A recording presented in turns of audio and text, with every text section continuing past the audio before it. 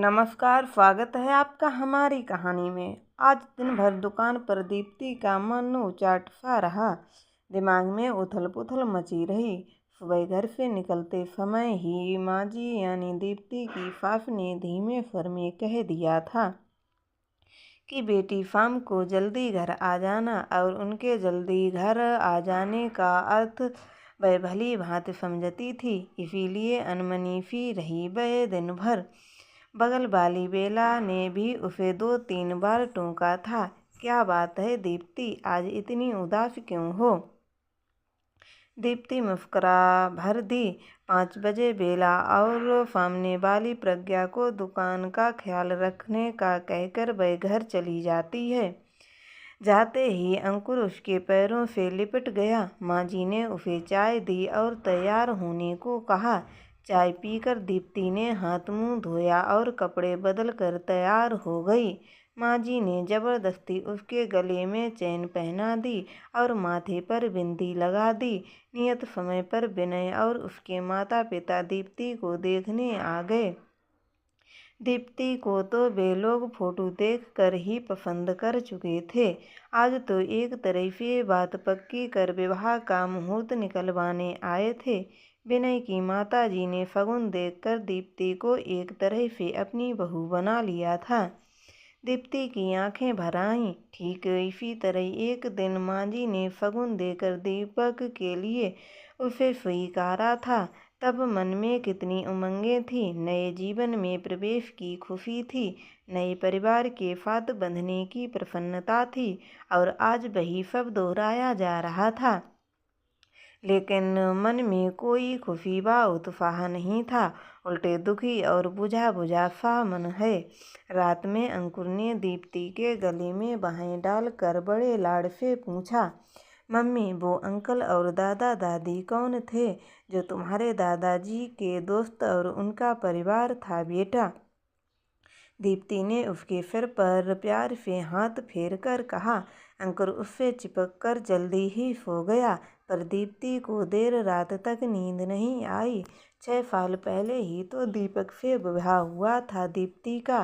प्यार करने वाला पति, दिन भर स्नेह बरसाने वाले सास ससुर पाकर दीप्ति को मानो दोनों जहां की खुशियां मिल गई थीं। बचपन में ही दीप्ति के माता पिता की मृत्यु हो गई थी। वह मामा मामी के यहाँ पढ़ी बढ़ी। उन्होंने उसे बहुत अच्छे से रखा। फिर भी दीप्ति का मन किसी को माँ पिताजी कहने को तरसता रहता। शादी के बाद दीपक के माता पिता ने उसे भरपूर प्यार दिया। दीपक उनका इकलौता बेटा था। दीप्ति के रूप में उन्हें बेटी भी मिल गई थी। साल भर के अंदर ही अंकुर का जन्म हुआ था। दीप्ति और दीपक के प्यार का अंकुर दीपक बेटी चाहता था। फिर भी वह बेटे के जन्म पर बहुत खुश हुआ। उसी ने बहुत लाड से उसका नाम अंकुर रखा। अपने नए परिवार में दीप्ति बहुत संतुष्ट और प्रसन्न थी। सबके प्यार व अंकुर के लालन पालन में वह अपने बचपन के अभावों और माता पिता की अफमय हुई मृत्यु के हादसे को भूल गई थी। अब जीवन में दीप्ति के कोई शिकायत नहीं थी। हर तरह से सुख समृद्धि और संतुष्ट थी वह। लेकिन क्रूर होने की दीप्ति का ये सुख रास नहीं आया था। मामूली से बुखार में एक दवाई के रिएक्शन से दीपक की हालत ऐसी बिगड़ी कि मात्र 3 दिनों में ही वह चल बसा। दीप्ति का मस्तिष्क सूना हो गया। 4 दिन पहले का हंसता खिलखिलाता दीपक यूं ही अचानक चला गया कि आज दुनिया में कहीं उसका नामो निशान तक नहीं था, बाकी ना रहा। दीप्ति की दुनिया उजड़ गई थी। नन्हे अंकुर का रोना भी उसको सुनाई नहीं देता था। मात्र 2.5 साल का ही तो था वह। उसके सिर से पिता का साया उठ गया था। दीपक के माता पिता ने अपने दिल पर पत्थर रखकर इस हादसे को बर्दाश्त किया और अंकुर व दीप्ति को संभालने में अपना गम भुलाने लगे। महीने बाद दीप्ति थोड़ी संभली और अंकुर की देखभाल में अपना समय काटने लगी। उनके घर के पास ही एक छोटा बाजार था, जहाँ ऊपर वाली मंजिल पर महिला मार्केट था। वहाँ बहुत सारी गृहिणियाँ अपना व्यवसाय चलाती थीं। कोई पार्लर, बुटीक तो कोई सिलाई या कोई पेंटिंग क्लास। घरेलू काम से निवृत्त होकर औरतें अपनी अपनी दुकानों पर आ जातीं। सब सहेलियाँ बैठी रहतीं, आपस में दुख सुख भी बांट लेतीं और कुछ रचनात्मक काम भी हो जाता था। दीप्ति के ससुर जी ने भी उसे वहाँ एक दुकान खुलवा दी। दीप्ति नियम से अंकुर को स्कूल भेजकर दुकान पर आ जाती। दिन भर ग्राहकों में और आसपास की औरतों से बातें करने में बीत जाता। बेला और प्रज्ञा से तो अच्छी घनिष्ठता हो गई थी। अब वह फिर से सामान्य होने लगी थी, लेकिन माँ और पिताजी को उसके भविष्य की चिंता सताने लगी थी। वे उसके पुनर्विवाह के लिए लड़का ढूंढने लगे। उनकी चिंता भी स्वाभाविक ही थी, क्योंकि वह मात्र 26 साल की ही तो थी। अभी पहाड़ी सी जिंदगी वह अकेले कैसे काटती। दीप्ति दोबारा विवाह करने के लिए बिल्कुल भी तैयार नहीं थी, पर सास ससुर के तर्कों और याचना के आगे उसे झुकना पड़ा। 2-4 जगह खोज खबर के बाद उन्हें विनय और उसका परिवार बहुत अच्छा लगा। सारी बातें तय हुई, विवाह की तिथि पक्की हो गई थी। तब दिन में माँ ने बताया कि विनय अंकुर को अपनाने के लिए तैयार है। दीप्ति पर तो मानो वज्रपात ही हो गया था। उस मासूम से तो पिता का प्यार छीन ही लिया किस्मत ने, अब माँ भी छिन जाएगी। माँ, मैं यह विवाह नहीं करूँगा, मैं अंकुर से अलग नहीं रह सकती। से कहिए, अगर मुझसे विवाह करना है तो मेरे अंकुर को भी अपनाना पड़ेगा, वरना इस रिश्ते में मुझे कोई दिलचस्पी नहीं है। दीप्ति ने साफ सपाट शब्दों में कह दिया था। ऐसा मत बोल बेटी, हम हैं ना अंकुर के साथ। सब जगह तुम्हारे विवाह की खबर हो चुकी है और मुझे विश्वास है कि अपने अच्छे व्यवहार से विनय का मन जीत लोगी तो एक दिन वह अंकुर को अवश्य अपना लेगा। तब अंकुर को माँ पिता दोनों का प्यार मिल जाएगा। माँ ने दीप्ति को समझाया। बेबस दीप्ति माँ के तर्कों के आगे हार गई और उनके गले लगकर रो दी। अंकुर के बारे में सोचकर उसका कलेजा मुँह को आने लगा। 15 दिन बाद ही एक सादे समारोह में दीप्ति और विनय का विवाह हो गया।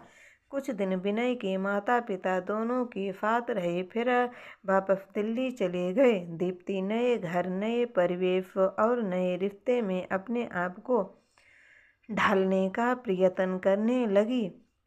विनय बहुत समझदार, प्यार करने वाला और ध्यान रखने वाला जीवन साथी था। दीप्ति बहुत खुश थी, बस यही बात रह रख कर उसे कचोटती रहती थी कि काश विनय उसकी ममता की तड़प को भी समझ पाता और अंकुर को भी अपना लेता।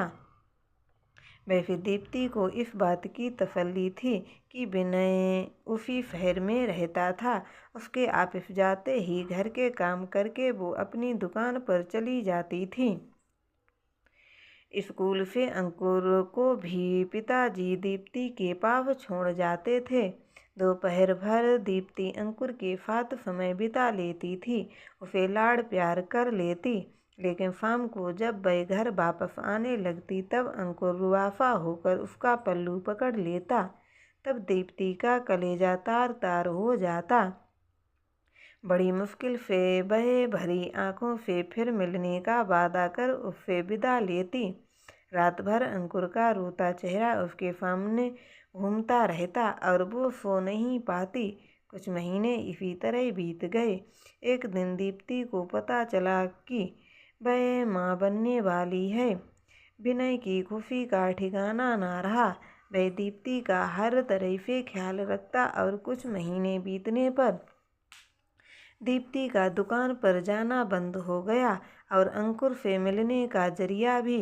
कभी कभी माँ पिताजी अंकुर को दीप्ति के घर ले आते, पर रोज रोज तो ये संभव न था। उसका हृदय बिकल रहा था। विनय समय पर दीप्ति ने एक बेटे को जन्म दिया। इस समय विनय के माता पिता उसके पास आ गए। जब नन्हा 3 महीने का हो गया तो वो लोग वापस चले गए। अब दीप्ति दिन भर नन्हे के देखभाल में लगी रहती। नन्हे की देखभाल के दौरान उसे हर पल अंकुर का लालन पालन याद आ जाता था और वह तड़प उठती थी। वह दोपहर में अक्सर नन्हे को सीने से लगाकर अंकुर की याद में रोती रहती और उसके मन में अंकुर के बचपन की स्मृतियां सजीव हो जाती थी। वह उन मासूमियत भरी बातें सुनने को तरस जाती थी। जीवन साथी मिलने और दोबारा माँ बनने के बावजूद भी वह अधूरी थी। विनय ऑफिस से लौटकर घंटों नन्हे के साथ खेलता रहता। रात में भी उठकर उसे संभालता, उसे घुमाने ले जाता। नन्हा अब 5 महीने का हो गया था। उसकी किलकारी घर में गूंजती रहती थी। रात में भी विनय उसे संभालता, उसे घुमाने ले जाता। नन्हा अब 5 महीने का हो गया था। उसकी किलकारी से घर गूंजता रहता। नन्हे को वैक्सीन लगवाने के बाद दीप्ति घर आई तो उसे बुखार आ गया। वह सारा दिन रोता रहता और चिड़चिड़ करता रहता। दीप्ति उसे संभालते संभालते बहुत थक गई थी। विनय, अब अगर आप इजाज़त दें तो मैं कुछ दिनों के लिए माँ के यहाँ जाऊँ। वहाँ नन्हे की देखभाल भी ठीक से हो जाएगी। उसने विनय से पूछा। दीप्ति, हो जाओ, तुम्हें भी थोड़ा आराम मिल जाएगा। बहुत थक गई हो तुम। मेरी चिंता मत करना, ऑफिस का कैंटीन बहुत अच्छा है, मैं वहीं खाना खा लिया करूँगा। विनय ने सह्रद अनुमति दे दी। दीप्ति खुशी खुशी नन्हे को लेकर माँ के घर आ गई। नन्हे को सारा दिन माँ जी संभाल लेती। दीप्ति अपना पूरा समय अंकुर की देखभाल में बिताती। उन्हें नहलाना धुलाना खाना खिलाना सब वही करती। महीने बाद अंकुर रात भर उससे लिपट कर सोया। वह उसे नई नई कहानियाँ सुनाती।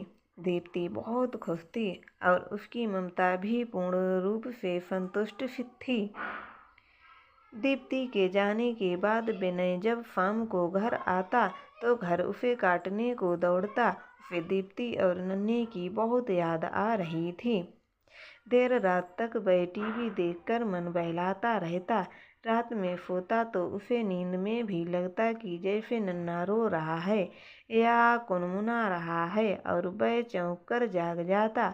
उसे घर घर में ना ही ऑफिस में चैन रहा था। ऑफिस में उसका मन काम में नहीं लगता और घर का सन्नाटा उसे खल रहा था। अचानक विनय को एहसास हुआ कि वह तो बाप है, फिर भी 5 महीने के बेटे से 5 दिन की दूरी उससे नहीं सही जा रही है। लेकिन दीप्ति तो माँ है।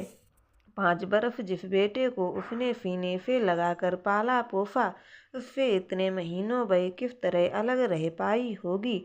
सचमुच वह कितना निर्दयी और छोटे दिल का है जो एक मासूम को उसकी माँ से जुदा कर दिया। यदि दीप्ति नन्हे को लेकर हमेशा के लिए चली गई तो कैसे जी पाएगा वह अपने जान से प्यारे बेटे के बिना। और फिर दीप्ति कैसे जी रही होगी अब अंकुर के बिना। कितना दर्द सहा होगा उसने।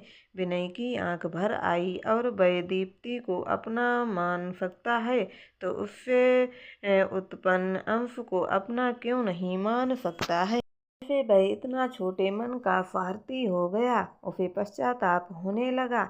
अगले ही दिन वह विनय दीप्ति के घर जा पहुंचा। नन्हे को गोद में लिए दीप्ति अंकुर को मान मनोहार करके खाना खिला रही थी। उसके चेहरे पर ममत्व की एक अलग ही चमक झिलमिला रही थी। विनय ने उसे इतना प्रसन्न कभी नहीं देखा था। वह मुग्ध होकर दीप्ति को देखता रह गया। आज तक उसने एक माँ से वह गौरवमयी आंतरिक प्रसन्नता छीन ली थी। वह गिलानी से भर उठा और विनय पर नजर पड़ते ही दीप्ति का चेहरा बुझ गया और अंकुर ने भी सहम कर उसका आंचल पकड़ लिया। विनय ने मुस्कुराकर अंकुर के सिर पर हाथ फेरा तो वह दीप्ति से फटकर खड़ा हो गया। तुम्हारे बिना घर सूना सूना लग रहा है। अब तो नन्हे की तबीयत भी ठीक है, चलो घर चलें। विनय ने दीप्ति से कहा। आप माँ को ले जा रहे हो? अंकुर की आंखों में आंसू भर आए। केवल माँ को ही नहीं बेटा, आपको भी घर ले जाने आया हूँ। अब से आप भी माँ के साथ ही रहोगे, विनय ने प्यार से कहा। सच अंकल? अंकुर प्रसन्न हो गया। अंकल नहीं पापा बोलो बेटा, मैं तुम्हारा पापा हूँ, विनय ने उसे गोद में उठाकर प्यार से कहा। दीप्ति आश्चर्य से विनय की ओर देख रही थी। मुझे माफ़ कर दो दीप्ति, मैं बहुत स्वार्थी था। आज तक मैंने माँ बच्चे को एक दूसरे से अलग रखा। मैं तुम्हारा अपराधी हूँ। नन्हे से अलग होकर मुझे अपने बच्चे को दूर कर रहने के दर्द का एहसास हुआ। मैं अपने दोनों बेटों को घर ले जाना चाहता हूँ। नन्हे के बिना मैं 4 रात नहीं रह सका। तुम अंकुर के बिना साल भर कैसे रह पाई होगी। बस अब तुम्हें और तकलीफ नहीं दूंगा। विनय के स्वर में क्षमा याचन थी। दीप्ति इस अप्रत्याशित खुशी को पाकर रो ही पड़ी। मैंने कहा था ना कि बेटी, एक दिन सब ठीक हो जाएगा, माँ और पिताजी कमरे में आते हुए बोले। अंकुर विनय के गले से लिपट गया। नन्हे को सीने से लगाई दीप्ति ये दृश्य देखकर भाव विभोर हो गई। आज उसे लग रहा था कि उसका परिवार पूरा हो गया है। तो दोस्तों, अगर आपको हमारी ये कहानी पसंद आई है तो लाइक करें, कमेंट करें और हमारे चैनल को सब्सक्राइब ज़रूर करें। धन्यवाद।